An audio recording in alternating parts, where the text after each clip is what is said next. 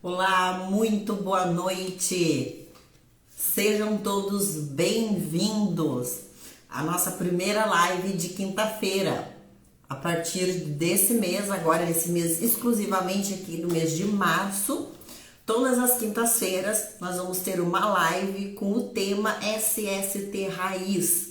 E o que é? SST na prática, né? A SST Raiz mesmo, né? O nosso dia a dia, né? Como é que realmente funciona? Aquilo que a escola não ensina, aquilo que a gente vai aprender pós-escola.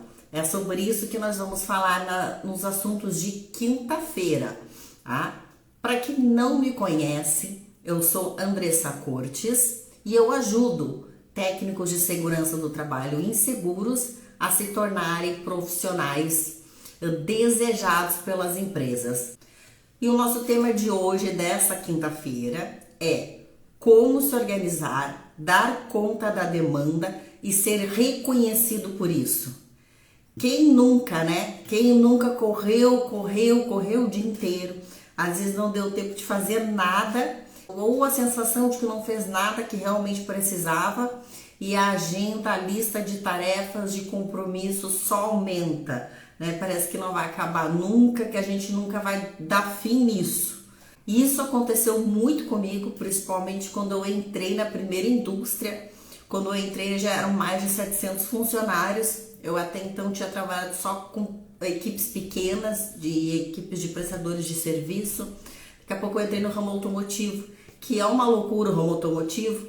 Quem aqui é do ramo automotivo sabe que a linha de produção ela não para. Porque no momento que você fornece para uma montadora e você para a linha da montadora, as multas são altíssimas. Então já existe esse conceito, essa cultura que se não se deve parar um cliente. Aí uma montadora não para, as pessoas são muito cobradas por causa disso, é muito dinheiro que eles perdem. Então, o ramo automotivo é assim, ele é uma loucura, ele não para, porque a gente não pode parar o cliente. E eu, a primeira vez que eu entrei numa indústria foi no ramo automotivo e eram quase 800 funcionários quando eu entrei, então era muita gente. A demanda era muito grande e parece que para mim, acho que era a impressão que eu tenho hoje que era maior ainda, porque eu não tinha muita experiência, eu não tinha como é que a gente chama? Tem até um meme que diz, né, você pode ter tantos MBAs, né, mas se não tiver as manhas, então eu não tinha as manhas, digamos assim, eu não tinha experiência, não tinha vivência. Então eu tinha bastante dificuldade de dar conta realmente do que eu precisava fazer. E pelo que eu converso aqui com as pessoas, isso não era uma coisa que acontecia só comigo, né? Quem tá aí, até comenta aí pra mim se isso acontece ou já aconteceu com vocês. Se vocês têm essa sensação também que as coisas parecem que só aumentam, né, as tarefas, elas não diminuem e a gente não para pra nada e é difícil dar conta de tudo. E por que é importante a gente ficar falando nesse assunto, de ficar dando conta de organização, né, enfim? Porque, primeiro, a gente precisa dar conta de uma demanda que normalmente ela é alta, né? A demanda, as tarefas do profissional do SESMIT, tanto técnico quanto engenheiro, seja qual for o cargo ou a função, ela é alta. E dependendo do teu ramo de atuação, ele também é muito dinâmico. Toda hora tá acontecendo alguma coisa diferente, toda hora você tem que fazer alguma coisa diferente, você tem que fazer uma avaliação diferente. Tá sempre acontecendo alguma coisa. Então, se a gente não consegue dar conta e gerenciar isso, a gente realmente vai ficar nadando e morrendo na praia, né? E aí, o que impacta isso? Além do que? Acidentes de trabalho, porque a gente não consegue trabalhar na prevenção, porque a gente está sempre correndo atrás da correção, porque não dá tempo de prevenir, então a gente só corrige, a gente só executa plano de ação depois que o acidente já aconteceu. Então, essa é uma das causas. Que acontece que o acidente de trabalho. E o segundo, que é que acontece também, o nosso trabalho ele não é visto, o nosso trabalho ele não é reconhecido, porque normalmente a gente não consegue daí, né, numa situação assim, concluir as tarefas, concluir nada, planejar uma reunião. Quantas vezes, né, acontece, eu já fiz isso, de simplesmente entrar numa reunião sem planejamento, às vezes não saber nem qual era o assunto. E aí, como é que você vai se destacar numa reunião, por exemplo, importante, se você não se prepara, né? Se você não verifica qual é o assunto antes e não se prepara, ou até monta um bom material, ter tempo para realmente montar um bom material, para que você esteja ouvido e para que assim seja reconhecido. Então é importante para isso. E cumprir prazos. A gente é cobrado também por cumprir prazos. E no momento que a gente começa a atrasar os prazos, a gente já vai ser visto como aquela pessoa que está sempre com o prazo atrasado. A Daiane Dias, sempre corrido, é transportadora, né? Também, sempre tem um motorista diferente, uma situação diferente, né? Uma carga diferente, né? Sempre uma coisa diferente, né? Então, a gente tem que realmente conseguir planejar bem o nosso dia para conseguir dar conta das emergências, que realmente aquelas coisas que acontecem, os imprevistos, que a gente precisa resolver na hora, mas que a gente tenha tempo para isso e tenha tempo para tratar da prevenção, das outras demandas que a gente precisa, até para evitar que aconteçam as urgências, né? Se a gente conseguir organizar direitinho, as urgências vão diminuindo, porque o que é urgente, se a gente for pensar bem, o que é urgente, aquilo que não tratou no tempo devido, e aí vira uma urgência. Então a gente tem que trabalhar para quê? Para que isso não vire uma urgência. E aí você ganha o quê? Qual é o benefício? Você ganha tempo. Aí você ganha tempo para fazer realmente um bom trabalho, e não só para fazer, para mostrar. Eu tenho um chefe meu que ele falava, a gente não basta a gente ser honesto, a gente tem que provar que é honesto.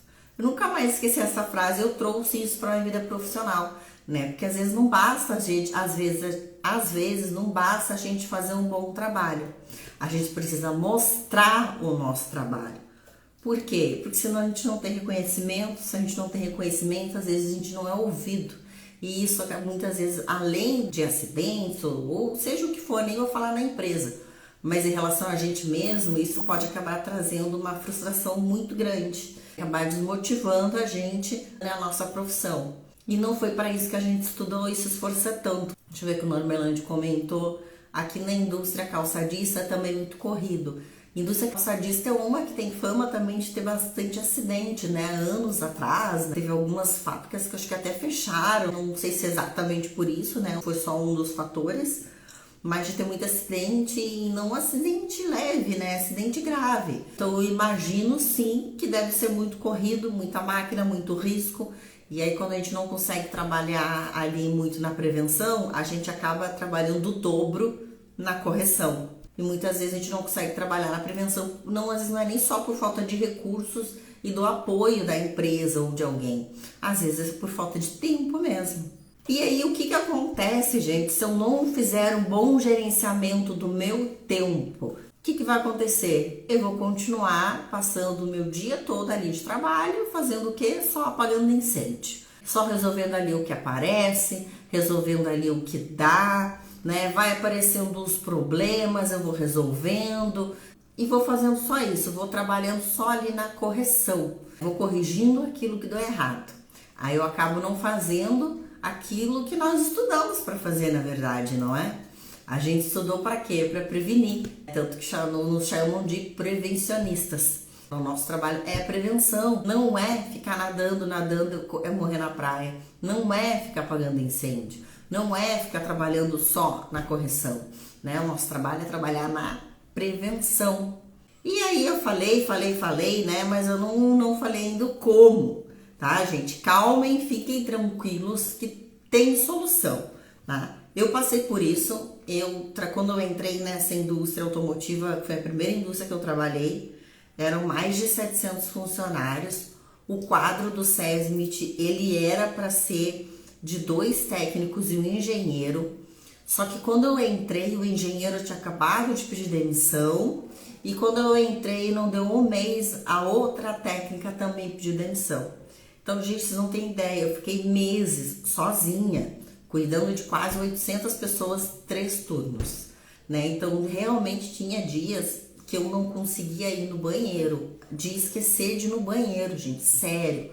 Às vezes não conseguia almoçar, de não conseguir nem comer. E tava tanto canada que não tinha nem fome.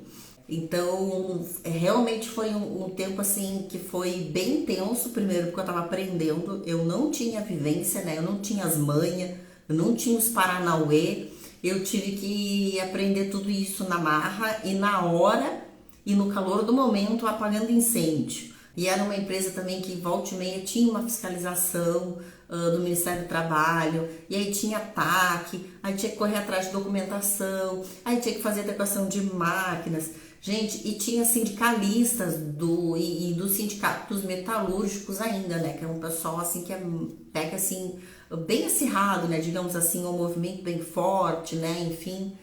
E aí, volta e meia, eles estavam questionando alguma coisa, entrevistando uma máquina, né? Enfim, aí a Andressa corria apagar incêndio de novo.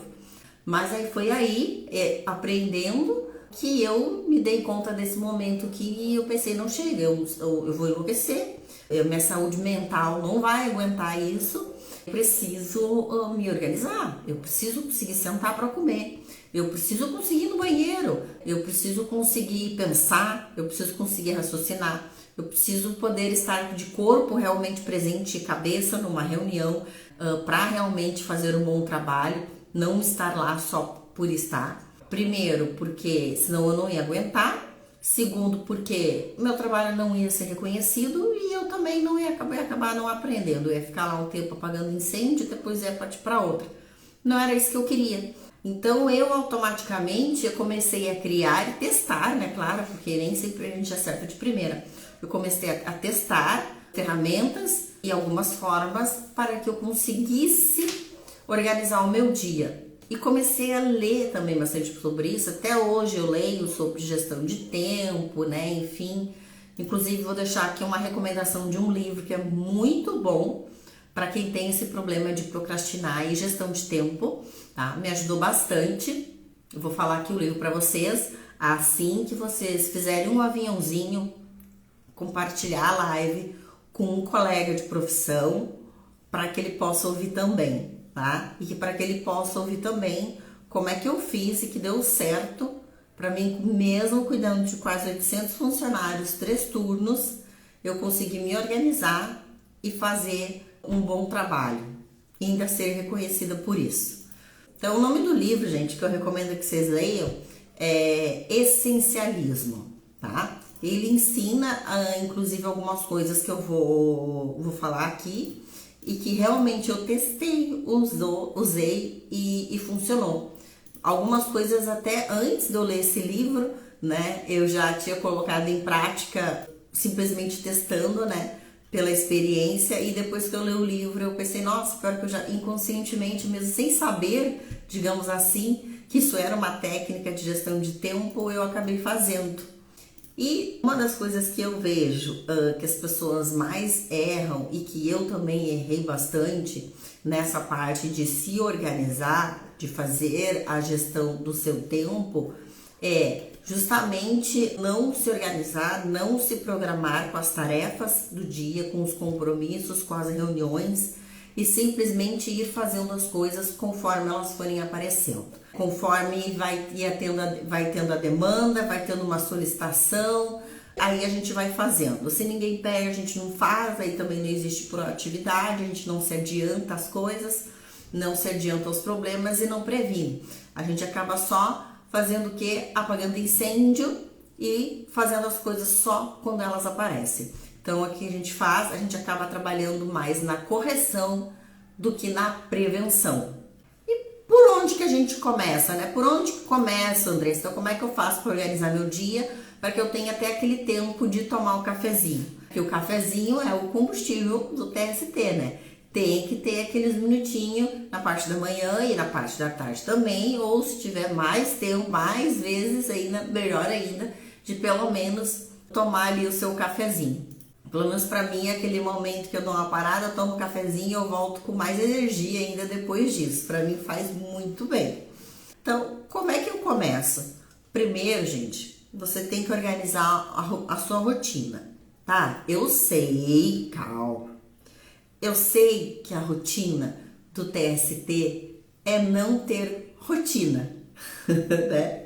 Eu sei disso, mas tem alguns compromissos que eles são recorrentes, né? E isso a gente consegue organizar. Por exemplo, reunião da CIPA. A reunião da CIPA, ela tem um calendário estabelecido lá no início da gestão.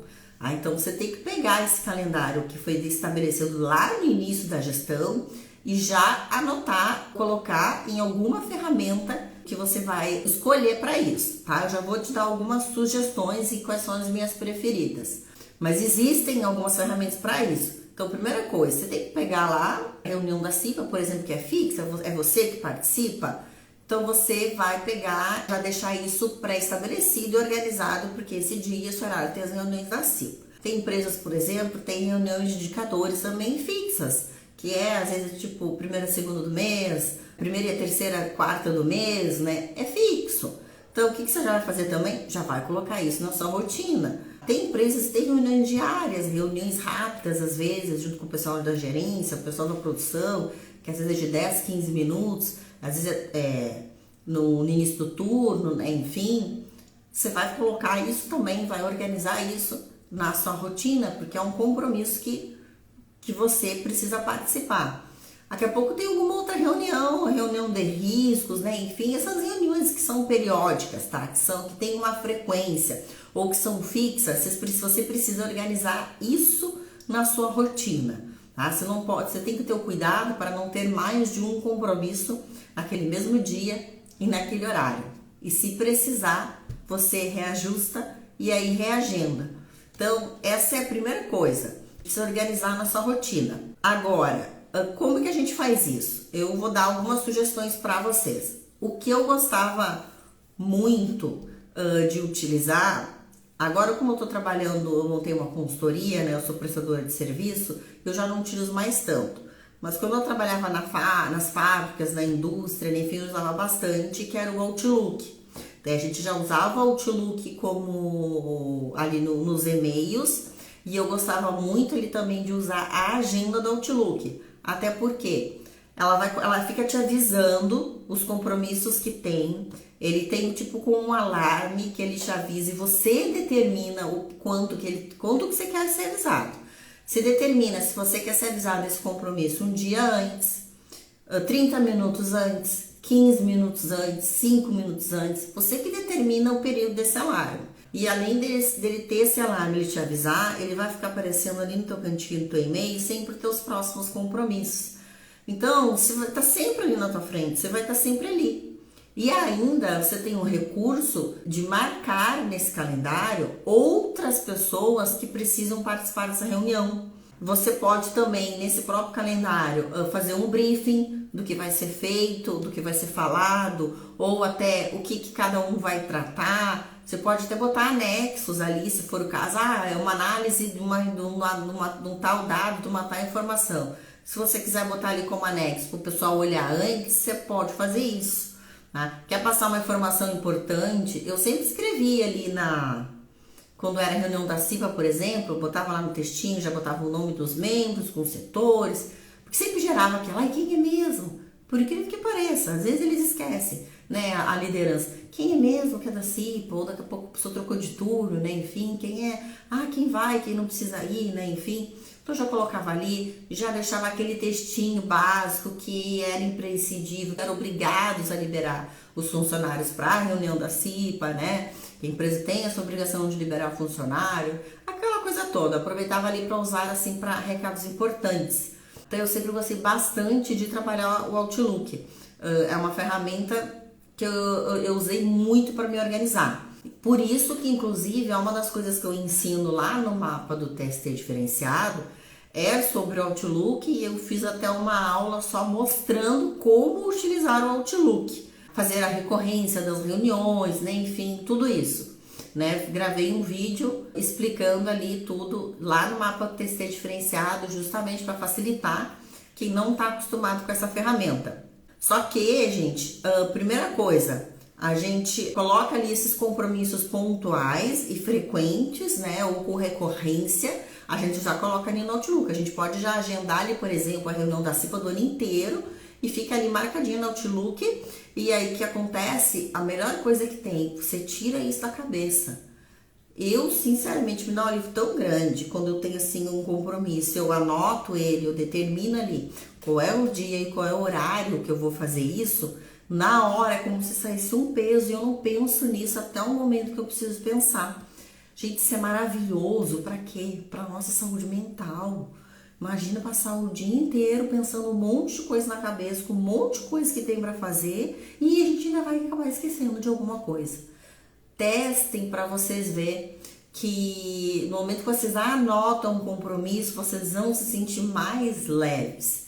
Deixa eu ver o que a DN comentou. Eu sou das antigas. Eu uso uma apostila de planejamento semanal impresso e quando eu realizo as atividades estabelecidas eu coloco ok.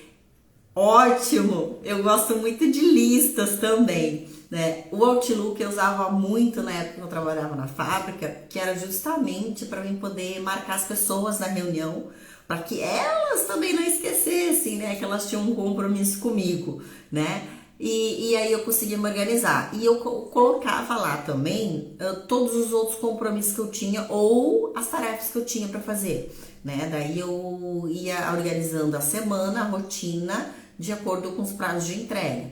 Por exemplo, fazer uma análise documental de uma perícia que vai ter. Não é um compromisso com alguém, é um compromisso que eu sei que eu tenho que fazer. Eu estabelecia um dia e um horário na minha agenda para fazer isso.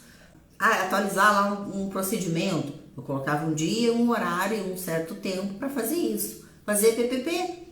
Aí vai ser esse dia. PPP normalmente eu gostava de fazer no sábados, quando eu trabalhava nos sábados. Porque normalmente sábado a fábrica é mais tranquila. Era bem ruim quando tu tá começando e aí tu tem que ser interrompido para fazer outra coisa. Quando tu volta, eu pelo menos não volto com o mesmo raciocínio. Então PPP, procedimento, essas coisas assim que precisa de um raciocínio maior, eu preferia fazer assim. Mas aí eu ia ajustando isso conforme a minha agenda. Até nisso eu pensava, qual o melhor horário, o melhor dia para eu fazer essa tarefa, que eu vou conseguir concluir ela, que é mais tranquila, né?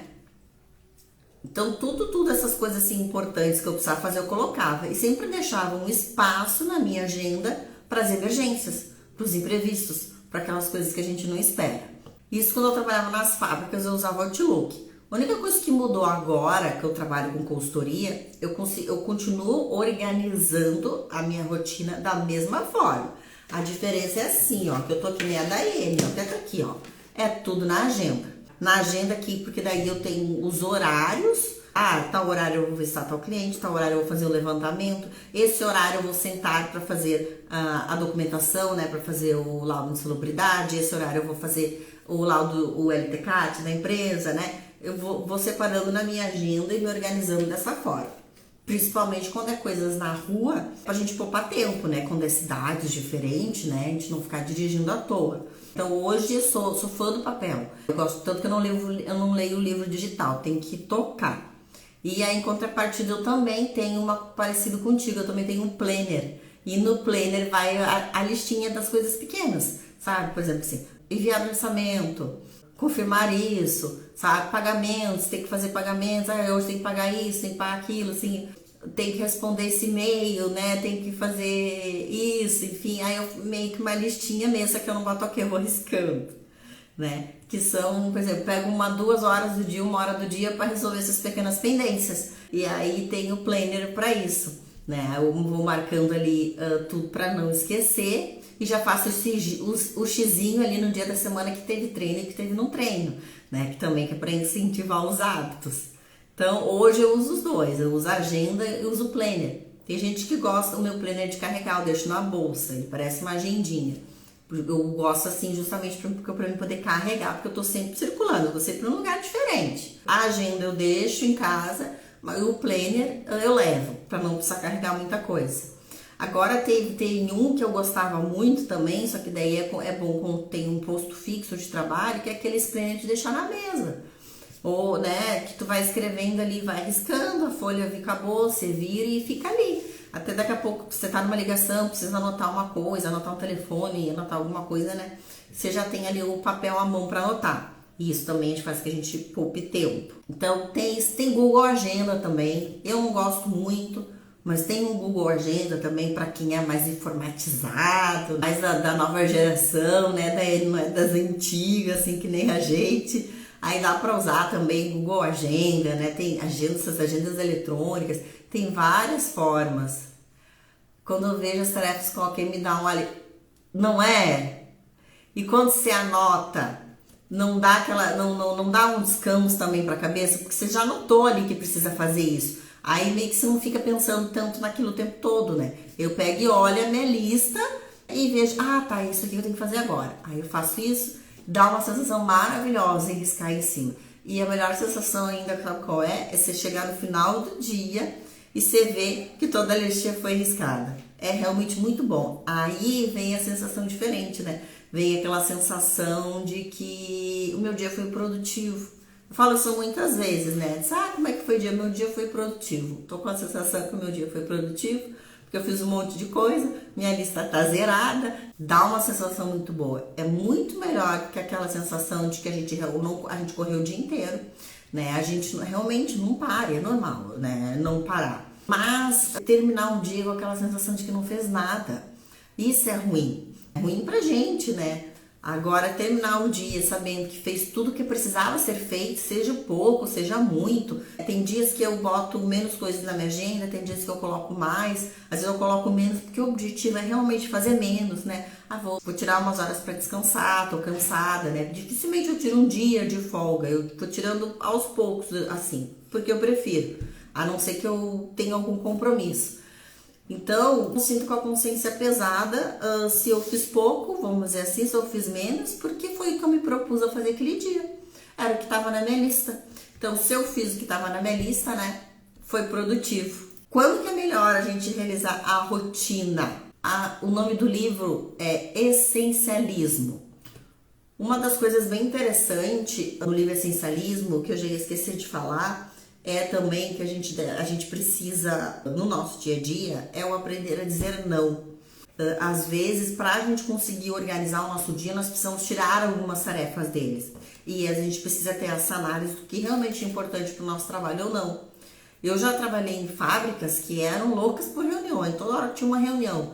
E aí tinha de vários tipos, né, de tudo. E tinha várias reuniões que eu entrava muda e saía calada. Por quê? Era uma reunião de qualidade, era uma reunião de produção.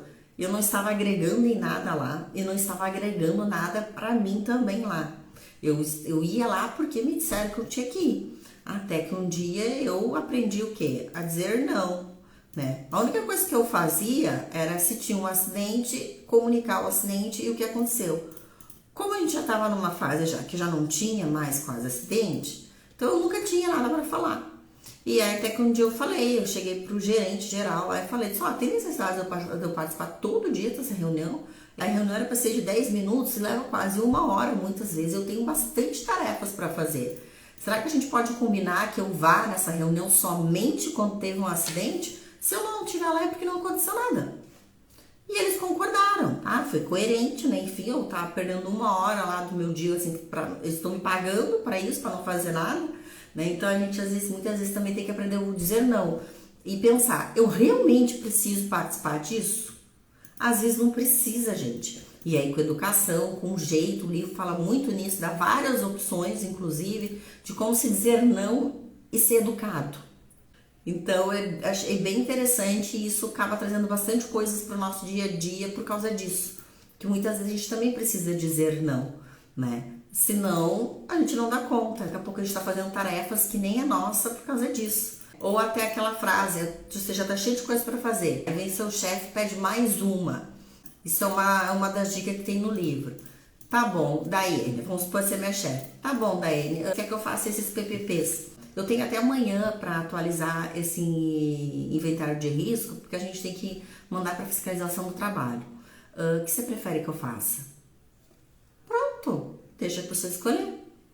Faço um ou faço outro? Ou qual que você quer que eu faça primeiro? Porque o outro vai atrasar, né? Ou vai ficar para outro dia. Então, deixa a pessoa decidir o que é mais urgente, o que é mais importante para ela. E ela ainda vai entender que muitas vezes as pessoas, principalmente se a gente responde PRH, eles nem sabem o que a gente faz, quais são as nossas obrigações e o que é o nosso trabalho, né? Então, às vezes, eles acham que a gente não tá fazendo nada. Ou a gente acha que tá no computador também, a gente não tá fazendo nada.